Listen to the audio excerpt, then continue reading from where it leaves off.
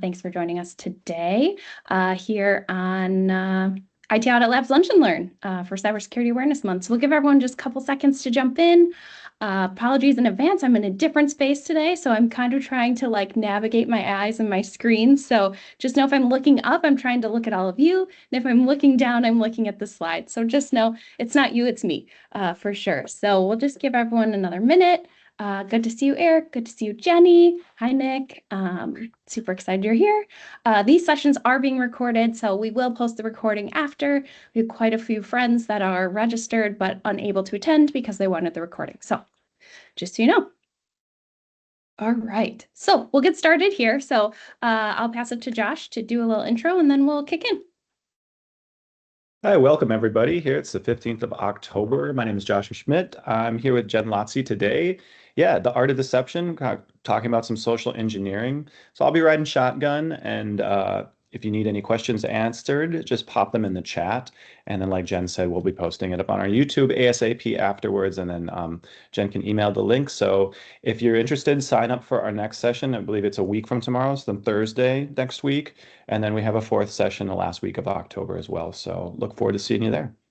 I think maybe we should wear costumes for the fourth session. I'm just thinking it's very close to Halloween. I think we can figure something out. I'm ready. I'm ready. I got several options. All right, well, let's get started. Okay, so today we're talking about the art of deception, and we're really going to focus on social engineering scams. Social engineering scams really are the thing that just feel the absolute worst, I think, about cybersecurity. This type of threat is really, really personal. So these threat actors want to get to know you and exploit things about you and the things that you might care about and the people that are in your life. And it's really all psychological. So we're going to talk about multiple modalities that happen within that type of threat and how you can kind of think about mitigating those threats as they come across your path. All right, so I'm going to show this comic. I'm sure Josh is really sick of seeing it, but it really helps our why.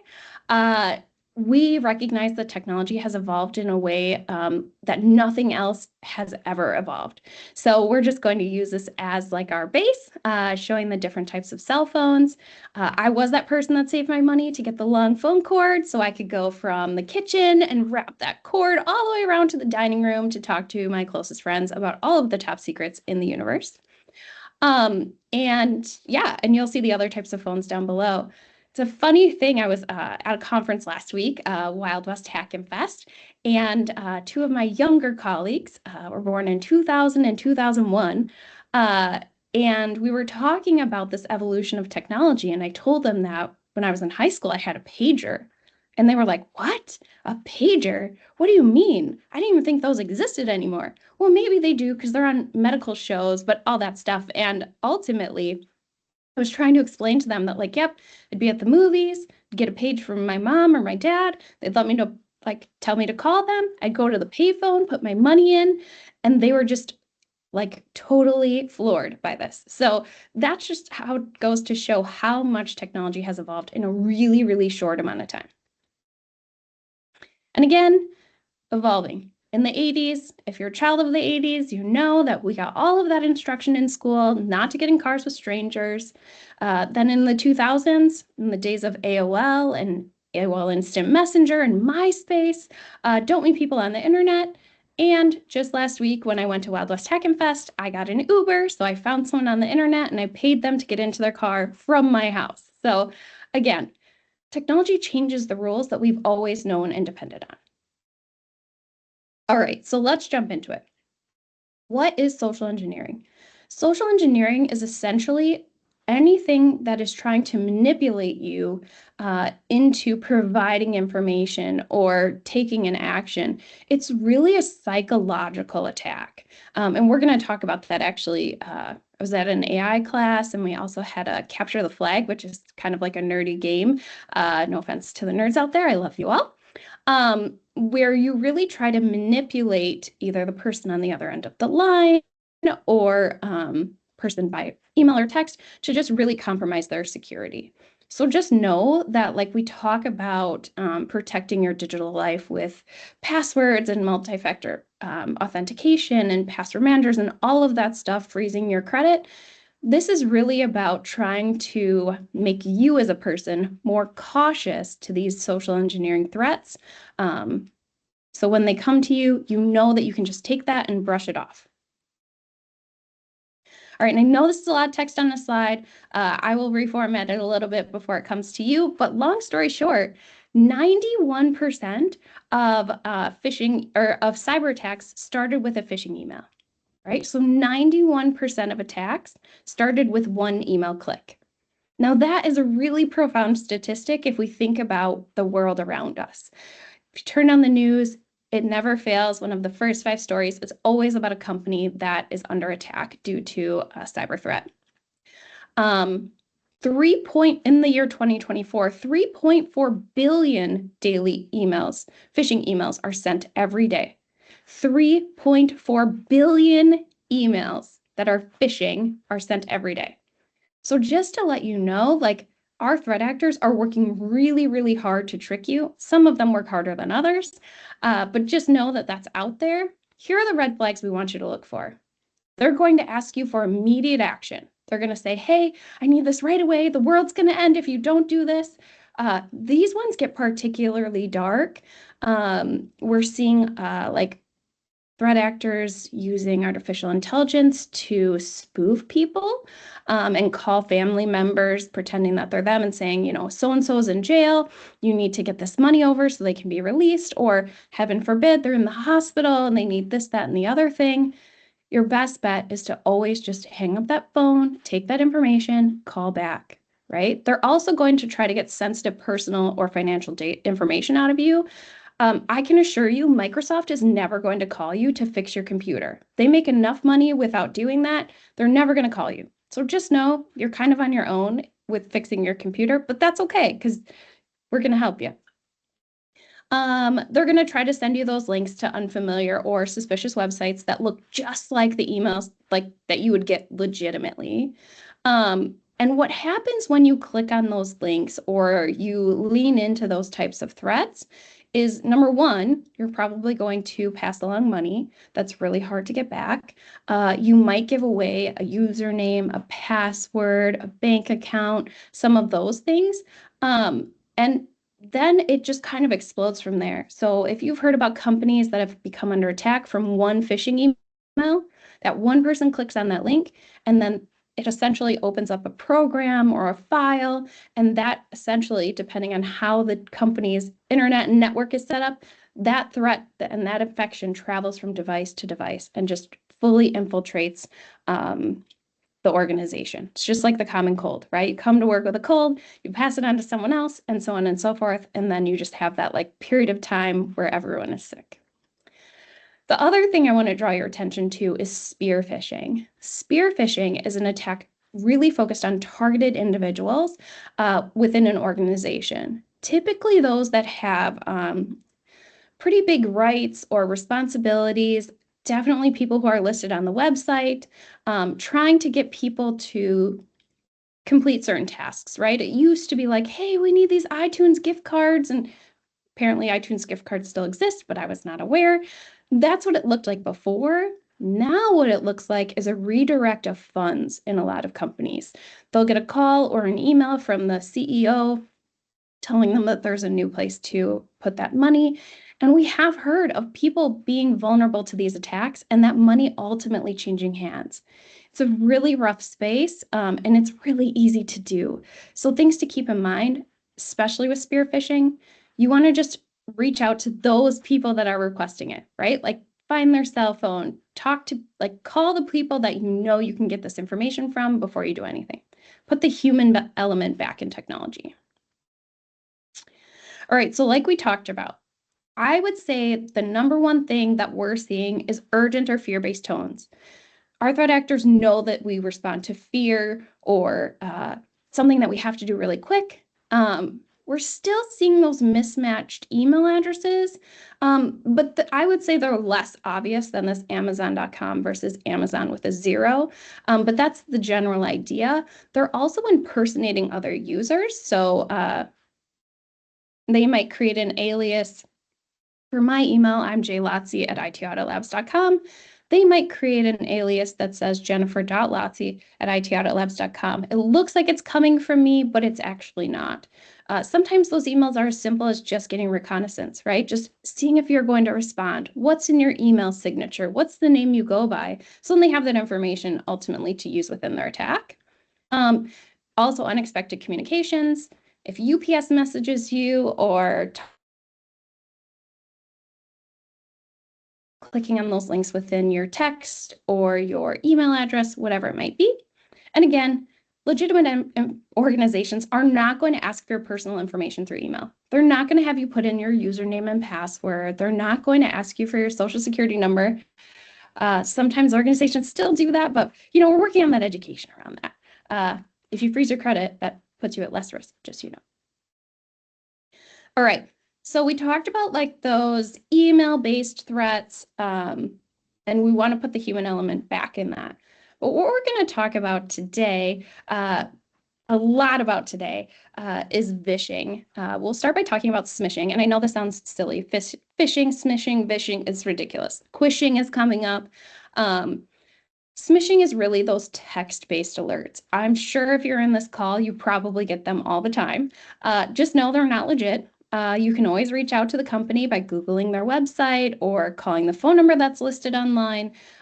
Your bank is not going to text you these things, so just don't fall victim to those SMS. We call it a text message. But vishing is really, really dark and dirty. Vishing means that this is phishing through voice.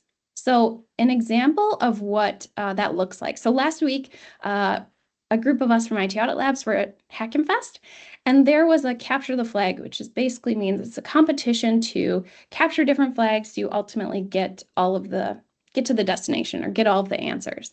And what this challenge was a vishing challenge. So you had a list of staff member names. I believe that there were 6 or 9 of them. And you get phone numbers to call for all of them. And you have to find out different pieces of information from those people on the phone. Now, these are all AI based, so you have to figure out exactly how you can con that person into doing what you want them to. And it's a lot easier than you think. So ultimately, like we did that, it took us a long time to do it, to figure out what types of tips and tricks we could use to manipulate that AI bot on the other end of the line. But it's just to show you that that can be done. Here are other places where this shows up. Those tech support calls, whatever.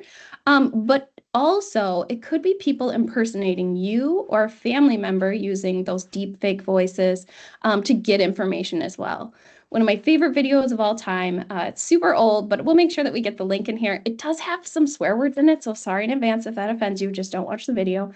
Of this woman trying to call a cell phone provider to get them to move a cell phone number to another cell phone and then be able to make changes to the account. It was shockingly easy shockingly surprising how easy that could be. So when you see that, it'll totally make sense to you. Anything, Josh, that I'm missing? I was just going to say, I got a recent vishing call, and I think a lot of them still have that, where you answer and then there's that long pause and then it kind of like boots up or you can hear them come online. But I know there's plenty that don't. So, those telltale signs are just getting less and less easy to identify. So. I always go back and forth just on this vishing idea. So there are like 2 groups, 2 camps, I would say. There's the people that just hang up. And then there's the group of people that just keep them on the phone as long as they can. And I never really know what camp I sit in. Like, I get that you want to keep them on the phone as long as you can, so then they can't call someone else. But then also my head is thinking, like, what are they collecting about you as you're on that call? Are they recording your voice so they can deep fake it?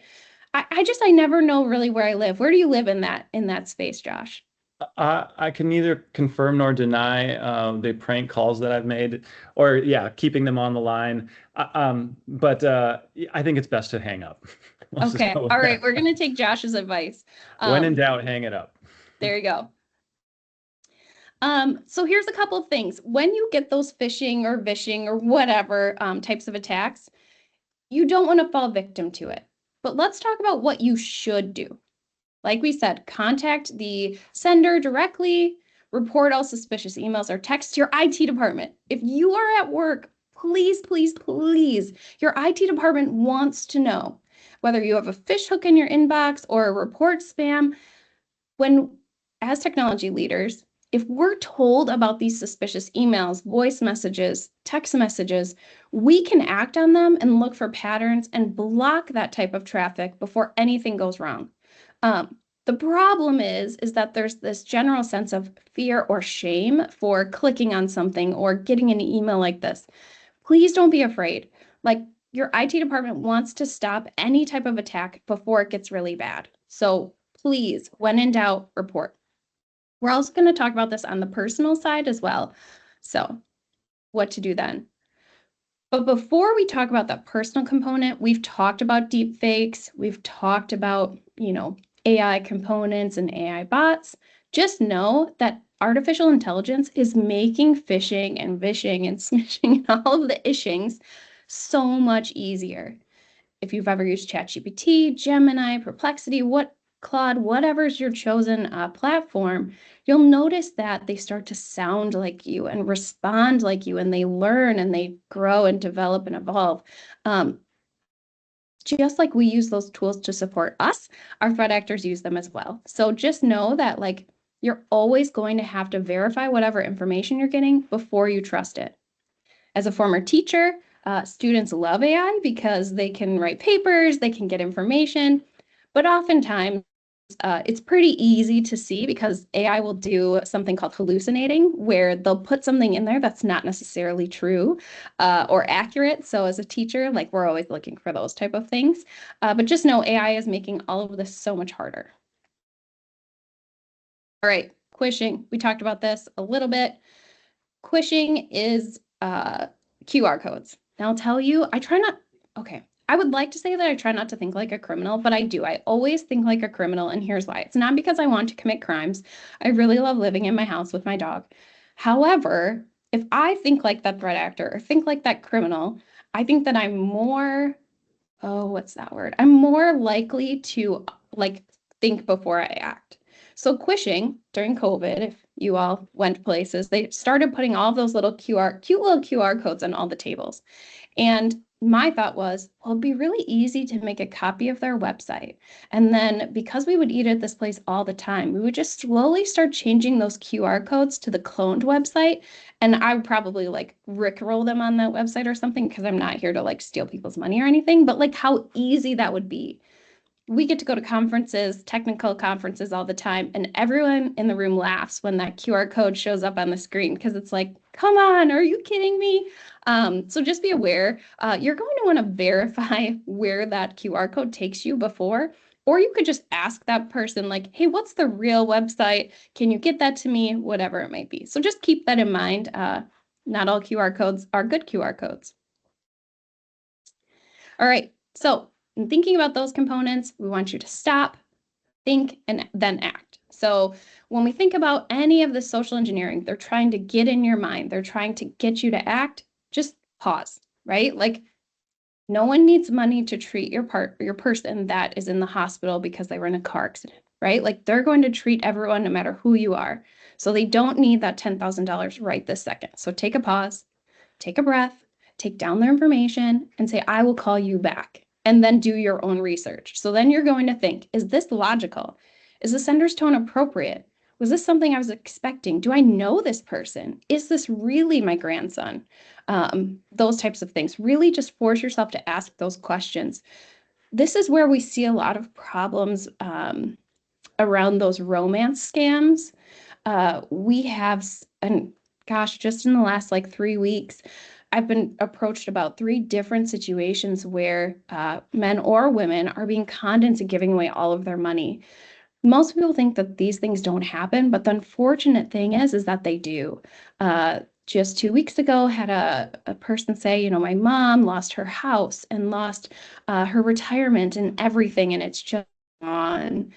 And the FBI and our federal partners can be really helpful, but trying to find that money again is really hard. So just keep that in mind. So that think part, like, does this make sense? And then act, right? So verify that content through an independent channel. You're going to reach out to someone, you're going to report it, you're going to talk to people. Then once you have all of your information, you can take an appropriate action. Okay, so we talked about this already. Again, verify. All right, so now on that personal side, we already talked about the internal reporting, but on the external reporting, if this happens to you, there is help, okay? So the Federal Trade Commission does have a form that you can fill out to submit if you've been scammed. You can put in anything like phishing, smish, all of the above. Now, the one that I absolutely want to draw your attention to, if you take nothing away from this other than this tip, please, it's IC3. So this is run by the FBI, and they have entire teams looking for these types of scams so they can ultimately try to find these threat actors, because it's almost a good news, bad news thing where we recognize that this threat actor isn't just attacking one person. They're probably attacking multiple at the same time. So you want to get file the complaint in that system so the FBI can see those things that connect together, essentially, and then ultimately work to resolve the crime. If you go on Netflix, you're going to see tons of shows about this where people lose their money, just, you know, Tinder swindler, whatever it is that you like to watch. But just keep in mind, like, there's a ton so you can see exactly what this looks like. And then law enforcement can be really helpful. Sometimes local law enforcement, they don't have some of those cyber friends. So definitely getting that IC3 complaint in first, and then reaching out to your local law enforcement. You might be asked to get a police report. So that's always a good place to start. So you document it with your local law enforcement that something happened. All right. So 3 actionable takeaways from there. Talked about it. Stop, think, act. Don't click on suspicious links, and verify the information before you take action. Now, before we hit close, we have about 10 minutes or so before we answer questions. I just want to draw your attention to the threats and scams that are happening in the physical world as well. Number 1, piggybacking and tailgating. Now, tailgating usually sounds like a really good time. I'm at a football game, I have my burgers on the grill. Well, unfortunately, this is not quite as fun. These are the people that are going to try to tell you that story, like, "Oh shoot, my card's in the car, or I left it at my desk. Can you please just let me in?" That's social engineering. Maybe they're telling the truth, but ultimately, if you're the one who lets them in, like, that's on you. So just keep in mind, right? Use your own access card, let yourself in only, try not to let people do that. Also, shoulder surfing. You're going to see people always looking over your shoulder to see what's on your screen because everything is interesting. You can use a privacy screen. They're really reasonable on, oh, you can't see it. Oh, there it is. A privacy screen to help protect your privacy on your screen. Also, this is the craziest one, infected USB drives. Our threat actors are leaving these in places, right? They'll somehow get into an organization and they put them kind of all over inside the building. It's not just outside anymore. They're finding those spaces, those high traffic places near a printer or whatever, and people are plugging in those USB drives and bad things happen. This is why a lot of organizations, might be where you work, are turning off the ability to plug in USB drives that have like storage with them. Doesn't mean a mouse or that type of thing, but ultimately something that has data and storage. Pretexting, again, that's just that reconnaissance work. They're going to try to get information from you to gain trust.